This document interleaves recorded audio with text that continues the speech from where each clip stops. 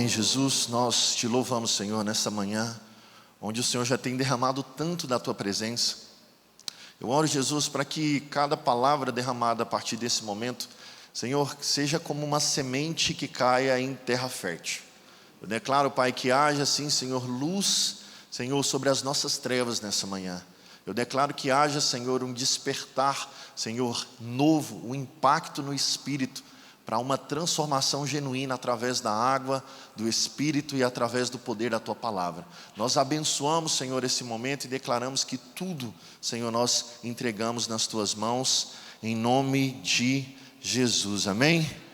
Irmãos, nessa manhã eu quero compartilhar com vocês acerca de um texto que talvez seja o texto mais famoso da Palavra de Deus. Talvez você já viu esse texto no para-choque de um caminhão. Talvez você já viu esse texto lá numa empresa, às vezes numa fachada, você viu esse versículo. Talvez você em algum momento entrou em uma casa e nessa casa tinha uma Bíblia aberta. E essa Bíblia estava aberta no Salmo 23. Vira para a pessoa do seu lado e fala assim: o Senhor é o meu pastor e nada me faltará. Irmãos, eu acredito que esse é um dos textos mais conhecidos da palavra de Deus. Eu tenho certeza que até quem ainda não professa o Senhor Jesus como Senhor e Salvador da sua vida conhece essa porção da palavra. O Salmo 23 é um salmo que carrega muitas verdades bíblicas, muitas revelações poderosas. E eu declaro que hoje você vai ser impactado pelas verdades da porção desse texto da palavra de Deus, amém? E é interessante porque lá em Hebreus 4, no verso 12, diz que a palavra de Deus ela é viva e ela é eficaz. Irmãos, a Bíblia, a nossa base de vida, o nosso prumo de dias, ela não é um livro aleatório. Deixa eu te falar, a palavra de Deus ela é viva e ela é eficaz. Quando nós paramos para meditar, quando nós paramos para ler, quando nós paramos para nos alimentar da palavra de Deus, isso transforma a sua vida, isso gera um impacto no seu coração, porque a palavra é viva e eficaz. E quando nós lemos toda a palavra de Deus, mas especificamente o livro de Salmos, ele é um livro que levou mais de 1000 anos para ser escrito. Porque por mais que o senso comum traga que o livro de Salmos é um livro escrito pelo rei Davi, não necessariamente ele escreveu todos os salmos. Nós temos salmos desde Moisés até os salmos escritos após o exílio na Babilônia. Nós temos salmos da família de Asaf, nós temos salmos de Salomão, nós temos, lógico, Davi foi o que mais escreveu salmos. Aproximadamente 74 salmos foram escritos por Davi, mas ele é um livro que traz uma verdade demonstrada por vários aspectos, em vários pontos. E aprove a Deus, dentro dessa essa inspiração divina, ele colocar nos livros de Salmos uma sequência de 3 salmos que falam exatamente sobre a vida de Jesus, que é o Salmo 22, o Salmo 23, que nós vamos compartilhar agora com vocês, e o Salmo 24. Irmãos, no Salmo 22, a palavra fala sobre a morte do Messias. O verso 1 fala: Senhor, por que me desamparaste? Isso está no Salmo 22. As mesmas palavras que Jesus fala na cruz. Então é um salmo que aponta para quê? Para a morte do Messias. O Salmos 24, ele aponta para a ascensão e a segunda vinda do Messias. É um salmo que traz para que entre o Rei da Glória. O nosso Senhor Jesus um dia vai voltar e vai nos buscar, amém? É uma realidade, Maranata, o Senhor vem. E entre a morte de Cristo no Salmo 22 e a ascensão de Cristo e a volta e a segunda vinda de Cristo no Salmo 24, nós temos o Salmo 23, que apresenta Jesus como nosso pastor. É aquele Deus grandioso, majestoso, poderoso, Deus forte, Deus eterno, Jesus onipotente, onisciente, onipresente, a plenitude de Deus na terra, Cristo. Ele é o grande Deus, que sustenta o universo na palma das mãos, é aquele que lança os fundamentos da terra com o poder da sua palavra. Tudo foi feito através da palavra poderosa de Deus. Esse é o nosso grandioso Deus. Mas sabe qual que é a verdade que esse salmo traz para nós? Que esse grandioso Deus, ele também é o meu pastor. Ele é o nosso grande Deus, mas ele é o seu Deus individual, particular. Jesus, ele te chama para um relacionamento perto, próximo. Por isso que hoje você pode bradar em alta voz que ele é o seu pastor. Ele é o seu pastor particular. E isso é maravilhoso. Nós temos a grandiosidade de Deus como um todo, mas nós sabemos que Ele é o nosso Deus específico, Ele é o nosso Deus próximo. E é muito interessante que quando nós lemos no Novo Testamento, em João 10:11, Jesus ele se apresenta como o bom pastor que dá a vida pelas ovelhas. E isso é apontando para o Salmo 22. Quando nós lemos Hebreus 13, verso 20, Jesus diz que ele é o grande pastor das ovelhas. Esse é o Salmo 23. E quando nós lemos em 1 Pedro, no capítulo 5, verso 4, diz que Jesus é o supremo pastor que voltará para galardoar as suas ovelhas. Esse é o Salmo 24. Irmãos, a palavra de Deus é linda. A palavra de Deus ela é maravilhosa, ela é apaixonante. Porque quanto mais você mergulha na palavra, mais revelação você tem de Cristo, mais você é transformado. Assim como Paulo fala em 2 Coríntios, no capítulo 3, no verso 18, que quanto mais nós achegamos perto de Cristo e contemplamos Ele, mais nós somos transformados. Que essa palavra possa impactar o seu coração e gerar uma transformação, e que você saia daqui agora muito mais parecido com Cristo do que você entrou. Eu queria que você abrisse a sua Bíblia agora, no livro de Salmos, no capítulo 23, vamos fazer essa leitura juntos? Salmo 23, diz o seguinte: o Senhor é o meu pastor, nada me faltará. Ele me faz repousar em pastos verdejantes, leva-me para junto das águas do descanso, refrigera minha alma, guia-me pelas veredas da justiça, por amor do seu nome. E ainda que eu ande pelo vale da sombra da morte, não temerei mal nenhum, porque o Senhor está comigo, a sua vara e o seu cajado me consola. Prepara-me uma mesa na presença dos meus adversários, unges minha cabeça com óleo e o meu cálice transborda. Bondade e misericórdia certamente me seguirão todos os dias da minha vida, e eu habitarei na casa do Senhor para todo sempre. Aleluia! A palavra de Deus ela é poderosa, irmãos. Glória a Deus. Jesus ele é maravilhoso, e Ele é o nosso Deus, Ele é o nosso Senhor, Ele é o nosso pastor único, individual. Eu queria que por um instante,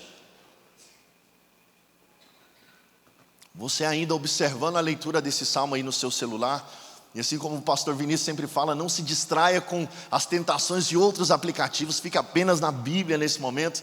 Sabe por quê, irmãos? Existe muitas bênçãos liberadas através desse salmo. Sabe por quê? Quando nós lemos o Senhor é meu pastor, a palavra está falando que Ele é o Jeová Rori, Ele é o meu pastor pessoal. Quando nós lemos, nos faz repousar em pastos verdejantes de descanso, Ele é o Jeová Shalom, a nossa paz. Assim como um dia Jesus falou, que paz esteja convosco, Ele é a nossa paz e nos conduz para o descanso. Quando nós lemos, quando Ele refrigera a nossa alma, Ele é o Jeová Rafa, é o que nos cura. Se você está precisando de cura, busque no Senhor. Ele é o Jeová Rafa, Ele é o nosso poderoso Deus que cura. Quando nós lemos e nós notamos que Ele é aquele que está conosco nos vales da sombra da morte, Ele é o Jeová Chamá, Ele é o Deus conosco, Ele é o Deus Emanuel. Não tem para onde você vá na sua vida, meu querido, que o Senhor não vai estar com você. Assim como o próprio Davi declara no Salmo 39, se no mais alto céu estiver, lá o Senhor estará. Se no mais profundo abismo eu estiver, o Senhor também estará lá. Ele é um Deus conosco. E quando nós lemos, prepara uma mesa na presença dos adversários, Ele é o Jeová Nissi, Ele é a nossa bandeira, Ele é aquele que te dá a vitória. Quando nós lemos em Romanos 8, nós já temos a certeza que em Cristo nós somos mais do que vencedores, irmãos, porque Ele é a nossa bandeira, e tudo isso está contido e derramado na palavra, nesse salmo poderoso.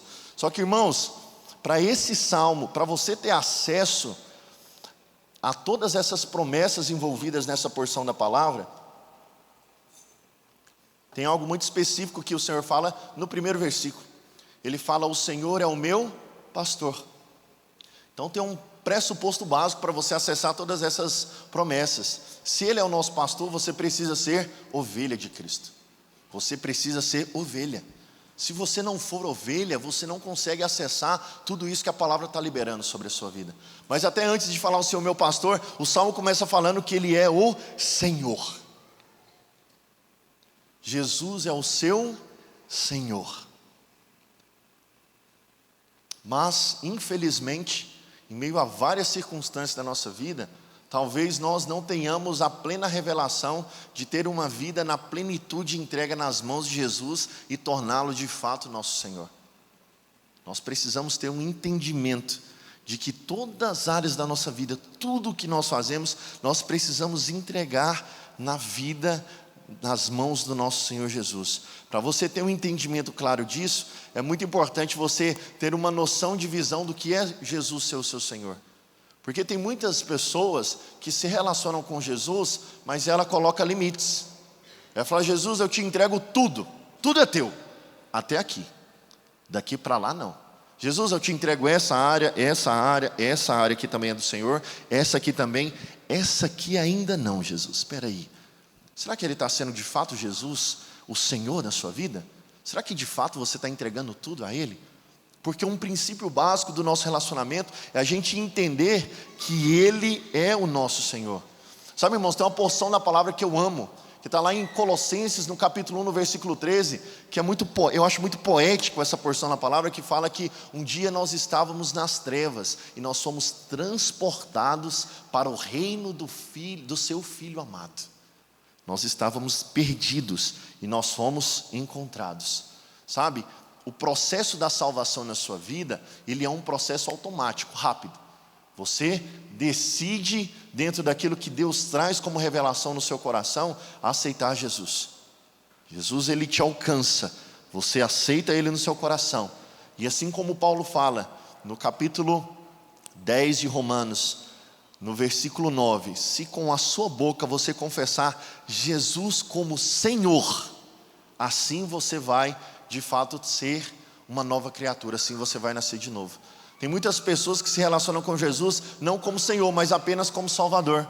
E como Salvador, gente, não está errado, não é apenas incompleto.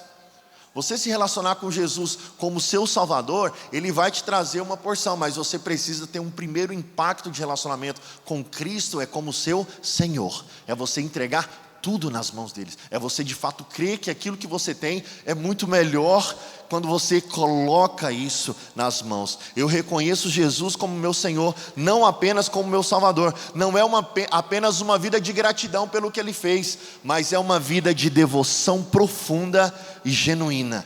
Eu sirvo Jesus, Ele é o meu Senhor, tudo que Ele me ordenar eu vou fazer. Essa é a verdadeira caminhada cristã. Você tem limitado a ação de Deus na sua vida? Você tem permitido Jesus entrar em áreas que talvez está bagunçado? Você tem permitido a luz de Cristo invadir as trevas da sua vida? Essa é uma oração que o rei Davi fazia, e eu costumo dizer que é uma das orações mais perigosas da terra. É quando ele ora: Senhor, derrama luz sobre as minhas trevas. Sabe quando você ora isso, sabe o que vai acontecer? Jesus vai derramar luz nas suas trevas.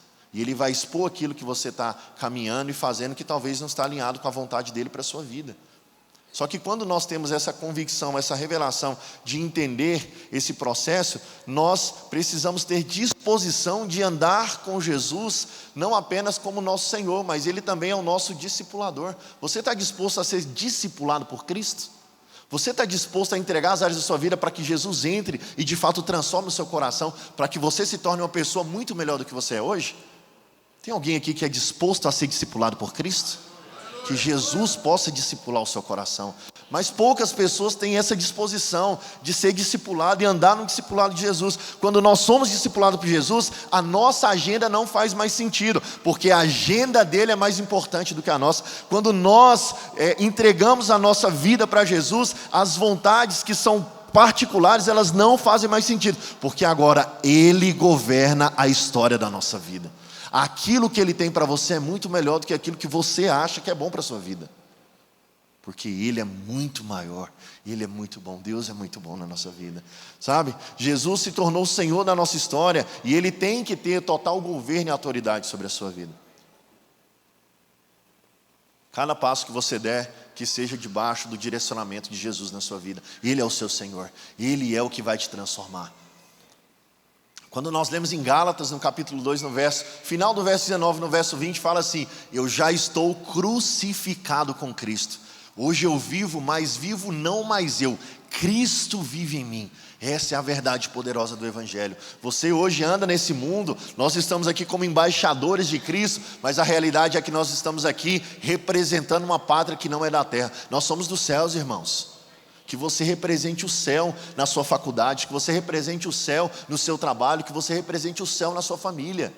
Porque você carrega a maior verdade, a verdade mais poderosa. Mas eu meditando sobre tudo isso, eu até anotei uma pergunta. Cara, por que se entregar completamente para Cristo assusta algumas pessoas? Você já parou para pensar nisso? Por que tem pessoas que resistem em algumas áreas da vida para Cristo? Cara, Cristo é bom, Jesus é bom, Deus é bom, a vontade dele é boa. Por que eu tenho resistência? Por que assusta entregar a sua vida para Cristo, sabe? Teve uma época antes da minha conversão, eu não sei se alguém já passou por isso, mas eu tive uma pré-conversão, sabe? Quando Cristo levanta uma pessoa e ela começa a pregar para você. Alguém teve essa experiência aqui na vida? Sabe? Eu não nasci num lar cristão, eu converti, eu tinha 26 anos. E aí Deus colocou uma pessoa no meu trabalho para pregar, para conversar, para falar. E aí eu fui passando por aquele processo de conversão, até o dia que eu fui lá para o encontro, aceitei Jesus. Mas foi um processo. Mas sabe, nessa que eu estou chamando de pré-conversão aqui, nessa etapa da minha vida, eu tinha alguns aspectos da minha vida particular, eu tinha medo. Sabe uma coisa que eu tinha muito medo nessa época? Eu tinha medo de morrer. Eu tinha medo de morrer, mas não por perder a vida, mas o meu medo de morrer é porque eu não sabia o que ia acontecer depois. Alguém já teve essa viagem aqui também, junto comigo? Eu falei, cara, se eu morrer, eu não conhecia Jesus, tá, gente? Hoje eu sei para onde eu vou, tá? Nós vamos para o céu, aleluia. Hoje eu sei para onde a gente vai, mas na época eu não sabia. Eu falava assim, cara, é só isso? Eu vou morrer e acabou? O que tem depois da morte, sabe? O que vai acontecer? E a gente não tem certeza, porque eu estava morto, né? Na verdade, hoje eu estou vivo, eu estava morto na época, ficava perdido. Outra coisa que eu tinha medo de casar. Por que eu tinha medo de casar, gente? Porque a instituição família no mundo é falida. Porque casamento é para quê, gente? Casamento é para separação. Os números é para quê? Para divórcio. Eu tinha medo disso no mundo. Então, quando eu pensava em converter, eu pensava em tudo que eu ia ter que deixar para trás. Por quê? Porque eu ia ter que entregar a vida para algo que eu não conhecia. E o desconhecido sempre gera medo. O desconhecido sempre vai gerar um desconforto em você. Eu não sei porque, cara, eu não tenho certeza em relação a isso. Isso gera medo. Talvez você hoje como crente, como cristão, como um pequeno Cristo na terra, talvez ainda não tenha o entendimento apenas por revelação. Revelação de quê? Talvez você não tenha revelação da sua identidade em Cristo. Talvez você não saiba quem você é em Cristo. E é por isso que você tem receio de entregar tudo para Ele. Sabe, irmãos, lá em 1 João, no capítulo 4, no verso 8, afirma o seguinte, que quem não ama, não conhece a Deus, porque Deus é amor. Sabe, o primeiro passo para você entender a sua identidade em Cristo, é você saber que você é muito amado. Deus tem um amor derramado sobre a sua vida. Deus é amor, e Ele expressa esse amor por você. E você que conhece a Cristo, expressa esse amor para as pessoas que estão ao seu redor. A expressão do amor de Cristo na sua vida vai gerar no seu coração o entendimento daquilo que você precisa entender como identidade, como filiação. Um segundo aspecto é o que? Além desse amor, você também precisa entender qual que é a vontade de Deus para a sua vida. Quando nós lemos lá no livro de Romanos, capítulo 12, verso 2, diz, não vos conformeis com este mundo, com este presente século, mas sede transformados pela renovação da sua mente, para que você possa o quê? Conhecer a vontade de Deus, que é o quê, irmãos? Ela é boa, ela é agradável e ela é perfeita. Qual que é a vontade de Deus para a sua vida? Boa, agradável e perfeita. Deus te ama e a vontade dele para você é boa, agradável e perfeita. E quando nós lemos lá em Jeremias, no capítulo 29, ele fala que Deus tem pensamentos ao seu respeito, são pensamentos de paz e não pensamentos de mal. Então vamos seguir o raciocínio, ele te ama. A vontade dele para a sua vida é boa, perfeita e agradável. Os pensamentos dele ao seu respeito são pensamentos de paz e não pensamentos de mal. E aquilo que Ele tem para a sua vida, como nós lemos lá em Isaías 55, é o que, irmãos? Que os pensamentos dEle, além de ser de paz e não de mal para você, são maiores do que o que você tem, do que o que você pensa. E quando a gente vai lá para Efésios, no capítulo 3, verso 9, fala que aquilo que você pensa e pede, Ele é poderoso para fazer infinitamente mais. Você precisa, irmãos, entrar na palavra de Deus e começar a perceber aquilo que Deus tem liberado sobre a sua vida e falado ao seu respeito. Isso vai forjar, isso vai formar, isso vai enraizar a sua identidade nele. Porque, gente, como que eu não vou entregar a minha vida de maneira completa para um Deus que é bom, um Deus que é amor, a vontade dele é boa, perfeita e agradável, os pensamentos dele a meu respeito são de paz e não de mal, são maiores e perfeitos e infinitamente melhores que os meus. Como que eu não entrego a minha vida para um Deus desse? Vocês estão me entendendo? Irmãos, é muito profunda a palavra de Deus. Por isso que quando nós falamos que Ele é o nosso Senhor, nós precisamos entregar tudo sobre tudo aquilo que nós temos para Jesus. Quanto mais revelação eu tenho disso, mais eu quero que Ele seja verdadeiramente o meu Senhor. Quantos querem entregar a vida para Jesus mais uma vez aqui nessa manhã? Eu sei que você é crente, tá, irmão? Mas nós precisamos ter esse hábito de constantemente consagrar a nossa vida para o Senhor mais uma vez. Sabe por quê? Porque a nossa revelação é progressiva. Lá no início você conhecia uma porção de Deus, Ele se revelou mais. E cada dia, quanto mais você busca, mais Ele se revela para você. E quanto mais Ele se revela para você, mais você tem que falar: cara, é isso mesmo que eu quero para a minha vida. Eu quero entregar tudo para Jesus. Ele é tudo que eu preciso. Ele é o meu bom pastor. E eu sei que através disso, nada eu terei falta. Sabe um versículo que eu amo na palavra de Deus? Eu costumo dizer, ouso dizer que é o meu versículo favorito na palavra de Deus, apesar que é difícil escolher um, mas é do meu capítulo favorito da Bíblia. Em Romanos 8, é o meu capítulo favorito da Bíblia. Lá no verso 28 a palavra fala que todas as coisas cooperam para o bem daqueles que amam a Deus e caminham segundo o seu propósito, sabe? Talvez você está vivendo circunstâncias na sua vida que não está de fato alinhado com a sua vontade pessoal, mas a vontade de Deus é maior do que a sua vontade pessoal. O que esse versículo está falando não é que todas as coisas boas vão cooperar para o seu bem, ou não está falando também que tudo que você planejou para você vai cooperar para o seu bem. Não é isso que a palavra está falando. A palavra está declarando o quê? Que tudo vai cooperar para o seu bem. Sabe o dia mau? Vai cooperar para o seu bem.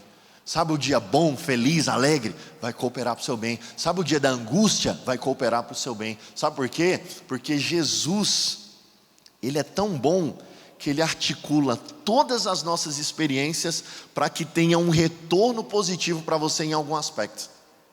Todas as suas experiências vão cooperar para o seu bem no final das contas, porque Deus te chamou e Ele já falou o final da história, meu querido. Todas as vezes que você estiver com medo de alguma coisa, irmãos, já está escrito o final da história. Eu li o final do livro, eu já sei o que vai acontecer. Jesus vai vir nos buscar, irmãos. Nós estaremos com Ele, a vitória já é certa. Então, as suas leves e momentâneas tribulações não se comparam com a glória que há de vir na nossa vida. A gente precisa crer nessa verdade todos os dias. Por isso, gente, não tem lugar mais seguro na terra do que você estar debaixo do centro da vontade de Deus para você. Esse é o lugar mais seguro da terra. Talvez você não compreenda, talvez você não entenda, talvez seja uma revelação momentânea que seja muito maior para você, mas essa é a realidade.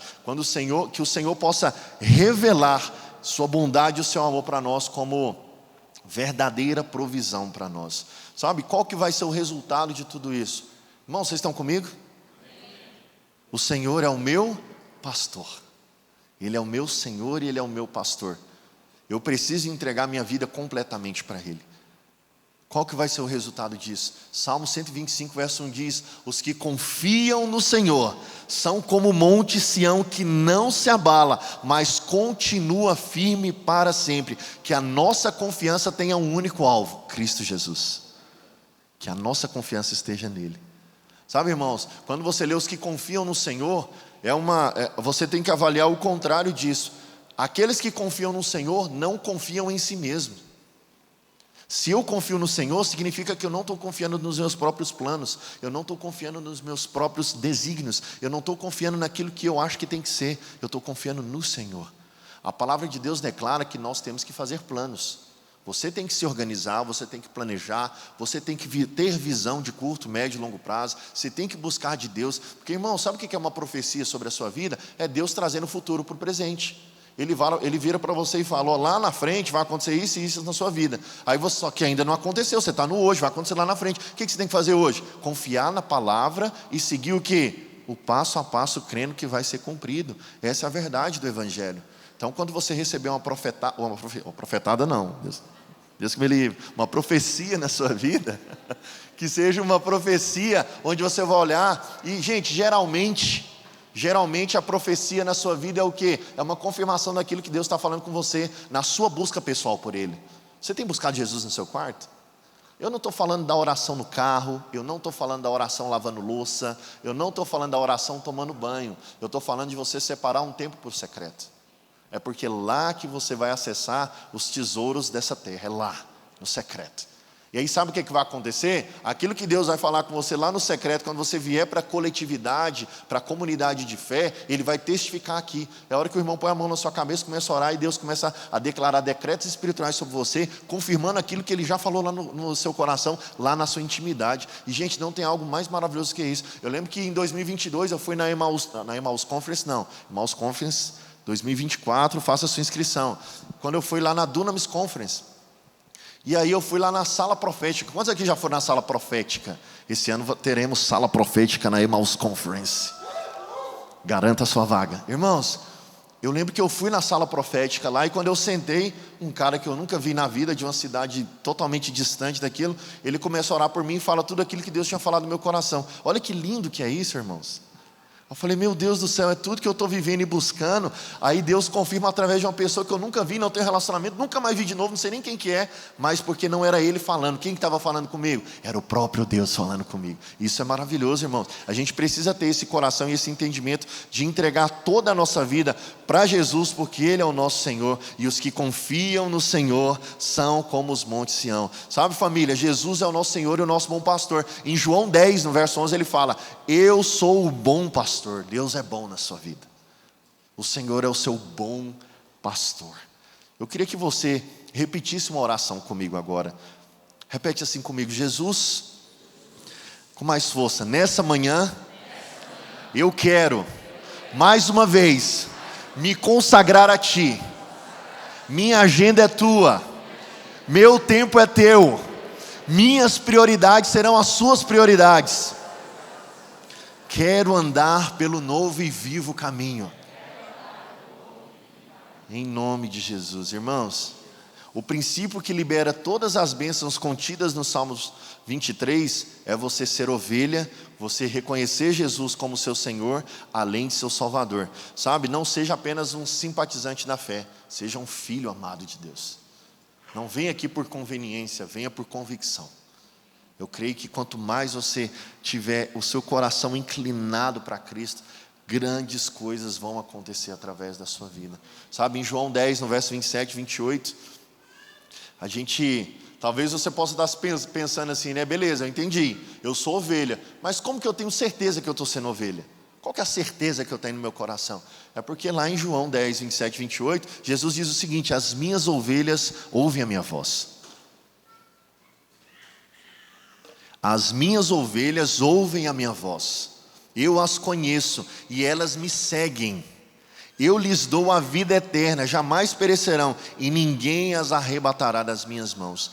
Sabe, as ovelhas ouvem a minha voz. É Jesus falando, venha ouvir a minha voz. Jesus está falando, você quer saber se você está sendo ovelha ou não? É se Ele está falando na sua vida e você está ouvindo. Irmão, Jesus, Ele está sempre procurando um relacionamento perto, próximo e sincero com você. Ele faz isso todos os dias. Você já passou por aquela experiência de madrugada, você acordar assim do nada, e você sentir um ímpeto de orar? Alguém já passou por isso na vida cristã? Aí a minha pergunta para você é, você foi orar? É uma decisão. Jesus não vai pegar seu pé, arrastar e te levar para outro quarto de oração. Ele não vai fazer isso. Mas Ele vai inspirar o seu coração. Ele vai inspirar o seu coração. Sabe, que nós tenhamos a postura, assim como Samuel teve quando ouviu a voz do Senhor. Num primeiro momento ele não entendeu o que estava acontecendo, mas ele foi procurar instrução. E quando ele recebeu instrução, ele foi instruído e ele seguiu aquilo que foi dito. A próxima vez que a voz chamar, responde, vai atrás. Irmãos, a próxima vez que a voz te chamar para o secreto, olha para cá, responda a essa voz. É o Espírito Santo dentro de você, te chamando para esse relacionamento perto, próximo. Porque Ele é o nosso pastor. Ele é o nosso pastor. Sabe, irmãos, eu quero declarar algo sobre a sua vida. Você irá ouvir a voz do Senhor. Você irá ouvir a voz do Senhor.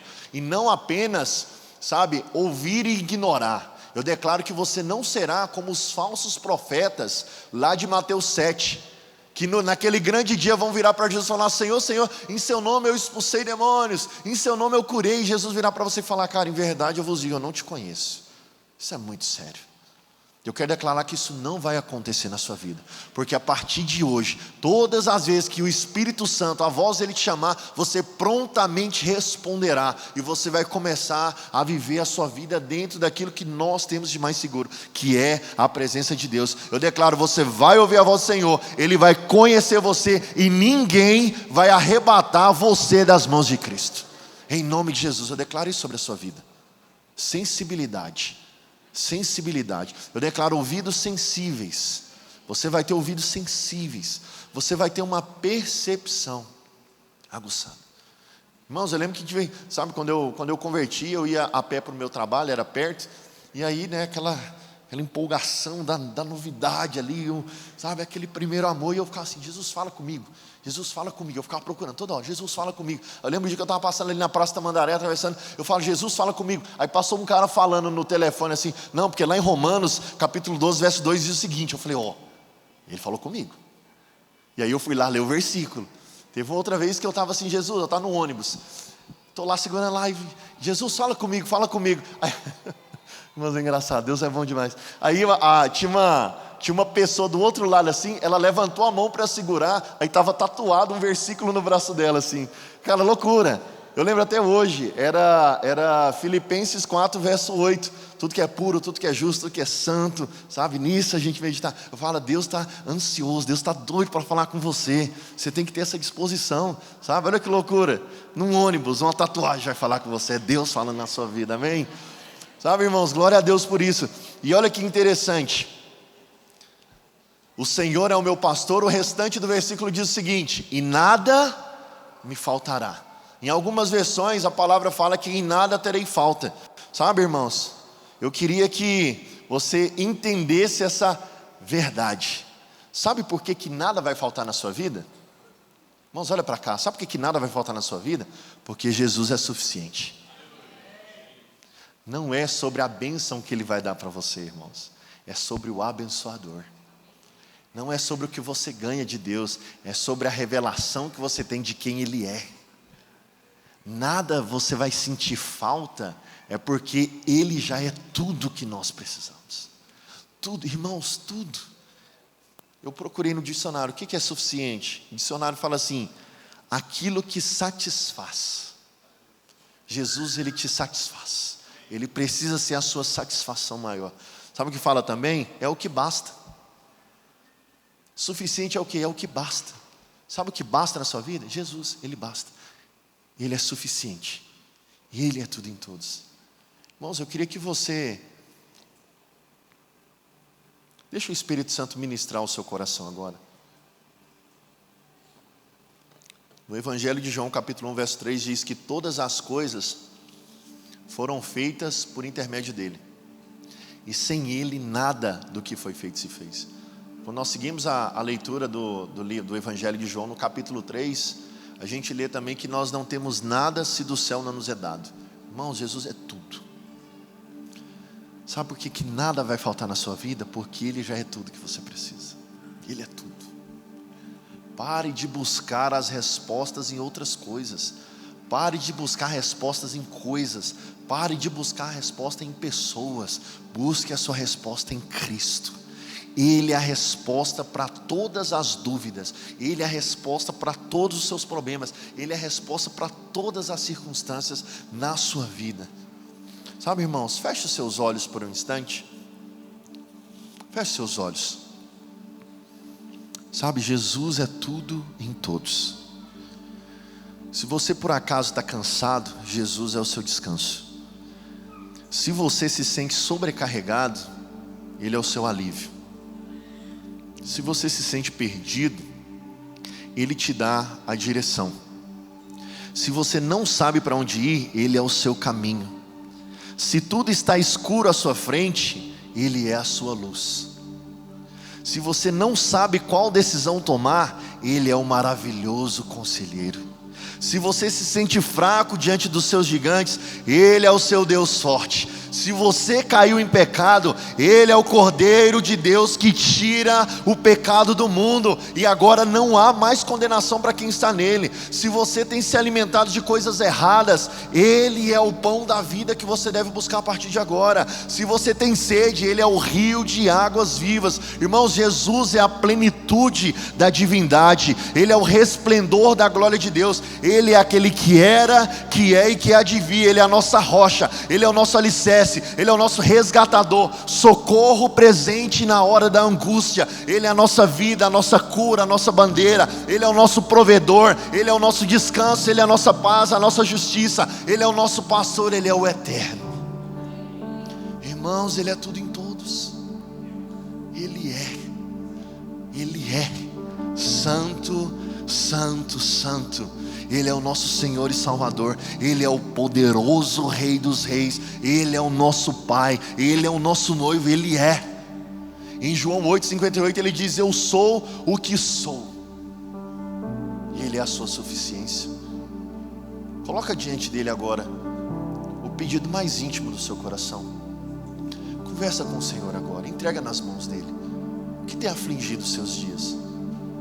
O que tem atormentado a sua mente? O que tem feito você perder a paz de espírito? Fala com o Espírito Santo agora.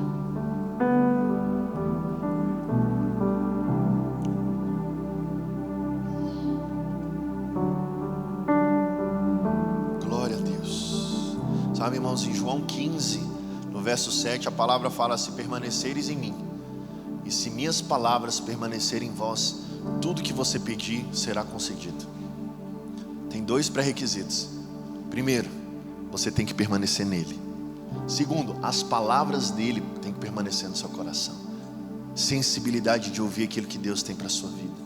Sabe que a palavra também declara em Efésios 1,3, diz: bendito Deus e Pai de nosso Senhor Jesus Cristo, que tem nos abençoado com toda sorte de bênção espiritual nas regiões celestiais. Em Filipenses 4, no verso 19 diz: e o meu Deus, segundo a sua riqueza em glória, há de suprir em Cristo Jesus cada uma das vossas necessidades. Irmãos, tudo que você precisa é Jesus. Ele é o seu pastor, e pelo fato dele ser o seu pastor, nada te faltará, porque Ele já é tudo na sua vida. Amém? Ele é a nossa provisão. Ele é a nossa provisão. Oh Deus. Me lembro muito, preparando, eu me lembrei daquela música: se eu tenho a Ti, eu tenho tudo, meu amado, meu tesouro. Além de Ti, nada desejo, Senhor. Cristo Jesus, a minha plenitude. Ele é a sua plenitude. Ele é. Irmãos, pare de procurar resposta nos lugares errados. Jesus sempre será a sua resposta certa. E qual é o resultado disso, irmãos? Sabe, qual que é onde nós chegaremos? Porque se eu reconheço Ele como meu Senhor, eu reconheço Ele como meu pastor, e eu entendo que eu sou ovelha dEle, eu entendo que eu sou discipulado por Cristo, e eu sei que a partir desse discipulado, nada eu terei falta. Qual que é o resultado disso? Sabe o que vai acontecer? Ele vai te levar para junto das águas de descanso. Ele vai te levar para o descanso, sabe? Ele é quem nos conduz. Aqui não está falando que você vai estar lá e você vai começar. Não, Ele vai pegar na sua mão. O Senhor vai pegar na sua mão. Você está perdido, querido? Vem cá, deixa eu te levar para o descanso agora. Ele vai te conduzir para o descanso. Ele é o principal interessado em que você tenha uma vida em paz aqui. Ele vai te levar para o descanso. Ele é o nosso verdadeiro descanso. Em Mateus 11:28, Jesus, o próprio Jesus, Ele afirma: vinde a mim, todos os que estáis cansados e sobrecarregados, e eu vos aliviarei. Tomai sobre vós o meu jugo e aprendei de mim, porque eu sou manso e humilde de coração, e acharei descanso para a vossa alma. A gente está vivendo um tempo de uma sociedade presa em doenças psicossomáticas, é muita gente com depressão, é muita gente com ansiedade. Isso fala de quê? Falta de descanso na alma. Isso é falta de descanso na alma. A alma é o centro da sua mente, da sua vontade, das suas emoções.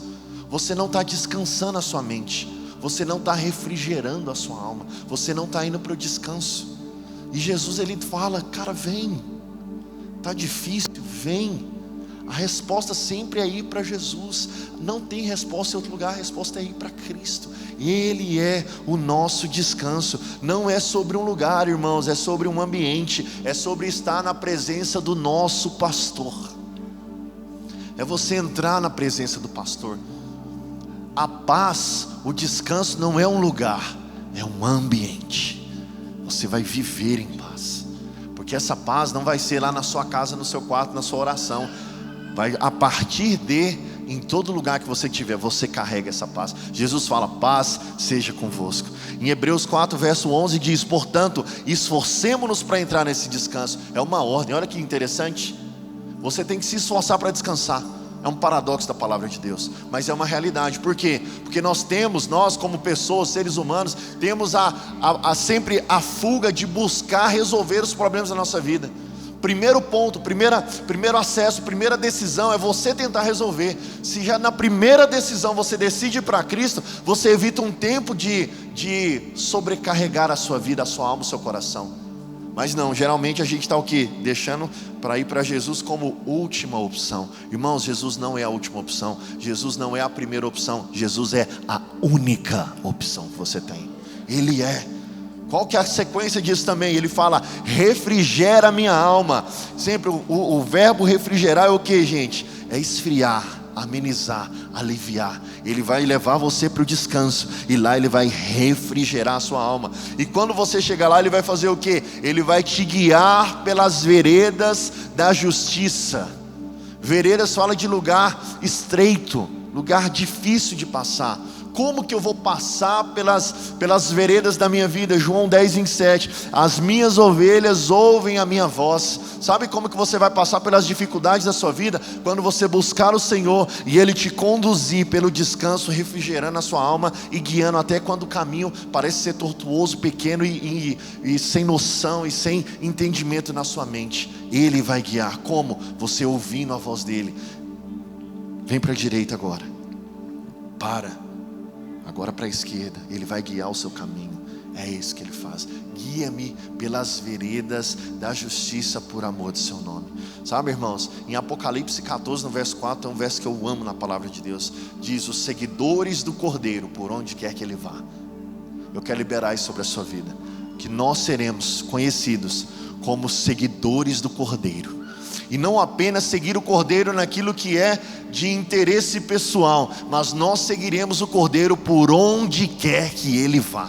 Se ele fala que é Goiânia, nós estamos em Goiânia. Se ele fala que é São Paulo, nós vamos para São Paulo. Se ele fala que é as nações, nós vamos para as nações. Porque nós seguiremos o Cordeiro onde quer que ele vá, onde quer que ele nos ordene. Porque a nossa vida não é mais nossa, a nossa vida agora é dele. Aleluia. E quando nós prosseguimos, a palavra declara no verso 3: e ainda que eu ande pelo vale da sombra da morte, não temerei mal nenhum, porque o Senhor é comigo. Irmãos, olha para cá. Mesmo que você ande pelo vale da sombra da morte, ainda é só uma sombra. Mesmo que você ande pelo vale da sombra da morte, é só uma sombra. Sabe por que é só uma sombra? Porque em Apocalipse 1, no verso 18 diz: eu estive morto, mas eis que estou vivo para todo sempre, e tenho as chaves da morte e do inferno. Jesus já venceu a morte. Por isso que na sua vida é só uma sombra, porque nós não mais morremos, irmãos. Nós apenas vamos voltar para a presença dEle algum dia. Nós não tememos mais a morte, porque Ele é a nossa vida. Quando nós lemos em Atos, no capítulo 2, verso 24, diz: porém Deus o ressuscitou, livrando da agonia da morte, porque não era possível que fosse retido por ela. Jesus não podia ser retido pela morte. E hoje nós estamos em Cristo. O mesmo Espírito que ressuscitou Jesus Cristo do morto habita em você hoje. Por isso que para você o vale é só uma sombra, a morte é só uma sombra, porque Ele já venceu a morte. A morte venceste, o véu tu rompeste, a tumba vazia agora. Declare isso, os céus.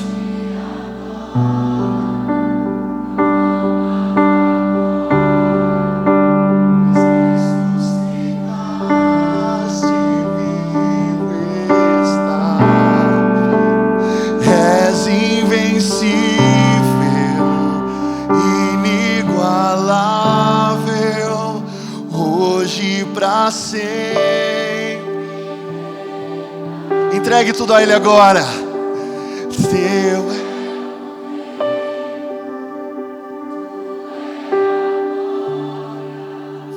acima de tudo. Aleluia.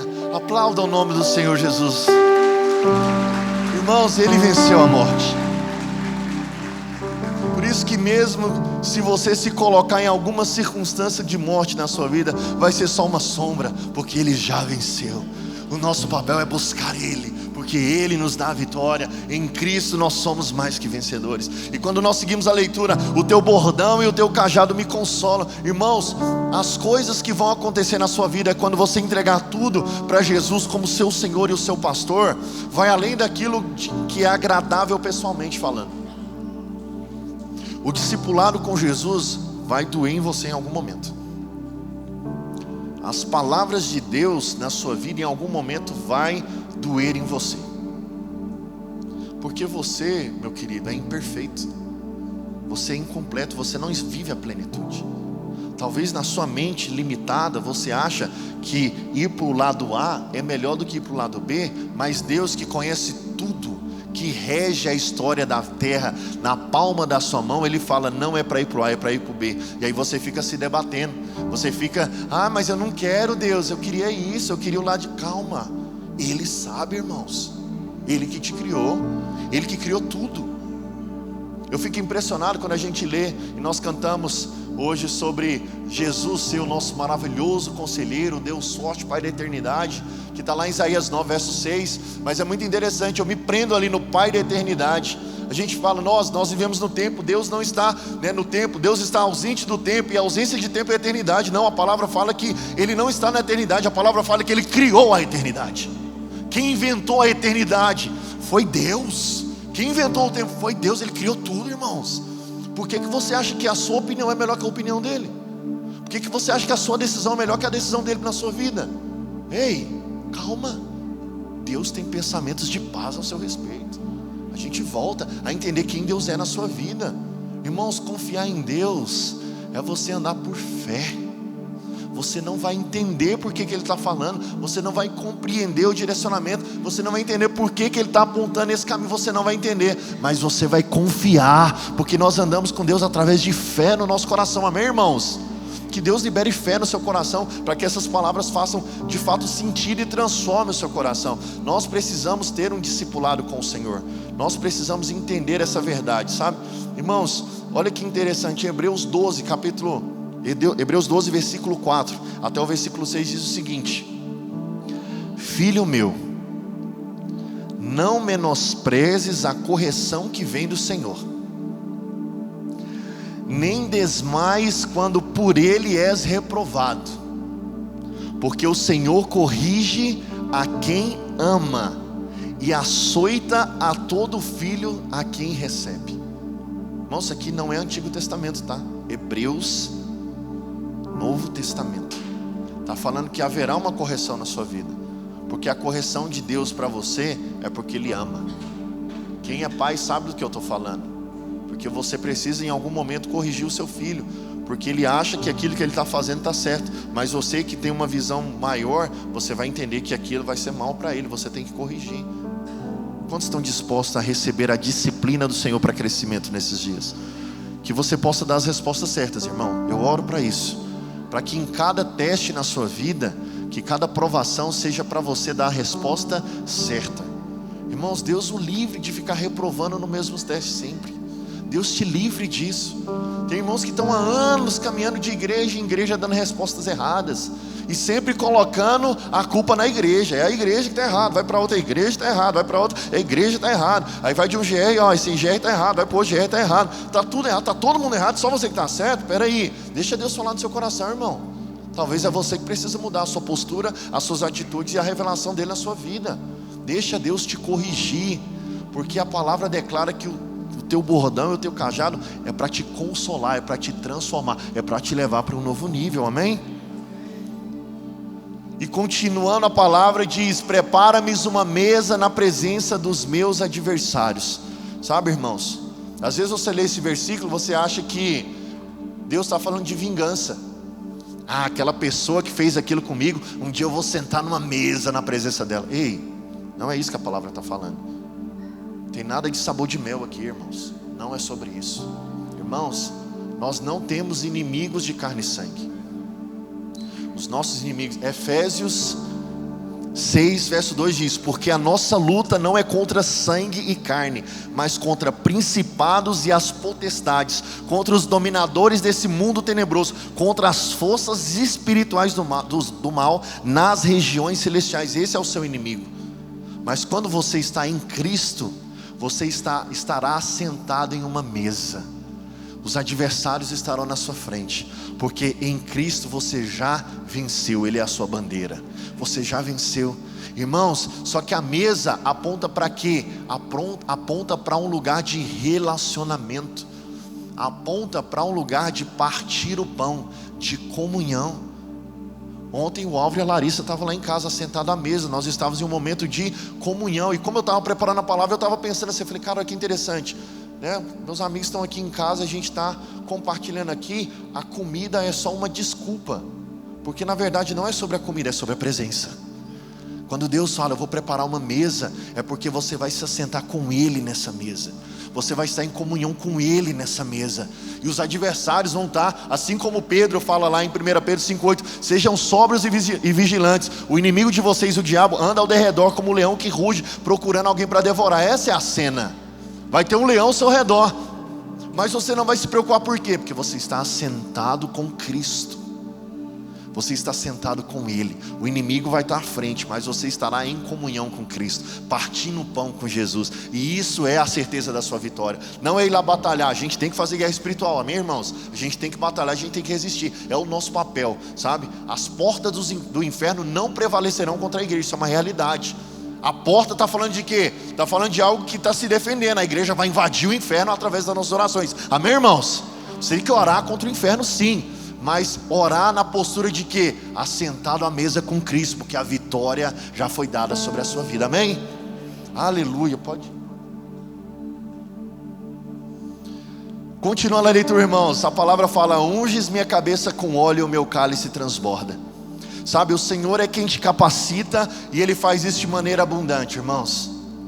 Enquanto eu lia esse versículo, o Senhor me levou a uma porção da palavra que está lá em 2 Reis, no capítulo 4, verso 1 ao verso 7, que é a história da viúva. Sabe, irmãos, olha para cá. Enquanto tiver vasilha, vai ter azeite sendo derramado. Enquanto tiver vasilha, vai ter azeite sendo derramado. Sabe por quê? Porque Deus vai ungir a sua cabeça com óleo, mas não vai fazer isso de maneira simples, porque tudo que Deus faz é extravagante. Sabe o que Ele vai fazer? Ele vai derramar até transbordar. Irmãos, tragam as vasilhas. Tragam as vasilhas, porque Deus quer derramar uma unção sobre a sua vida. Ele quer derramar óleo sobre a sua vida. Traga mais vasilhas, irmãos. Traga mais, porque nessa passagem o óleo só parou de correr porque as vasilhas acabaram, irmãos. Que nós possamos ser assim como as virgens prudentes lá de Mateus 25, de ir buscar o óleo no momento certo. Eu declaro, você não vai ser como as virgens nécias, imprudentes. Você não será. você vai buscar o óleo no tempo certo. Você vai buscar o óleo no momento certo, ouvindo a voz do seu pastor falando vem, e ele vai, quando você entrar na presença dele, ele vai derramar óleo. E aí quando a gente fala de trazer a vasilha, a gente está falando de quê, irmãos? Deus vai derramar uma fome sobre a sua vida. Você vai ter fome demais do Senhor. Eu quero mais, Senhor. E todas as vezes que você sentir fome, Deus vai te alimentar. Toda vez que você trouxer uma vasilha, Ele vai encher, mas não vai só encher, Ele vai transbordar. Meu cálice transborda. Essa é a realidade, irmãos. Tragam as vasilhas. Eu queria convidar a igreja a ficar de pé. Fique de pé onde você está.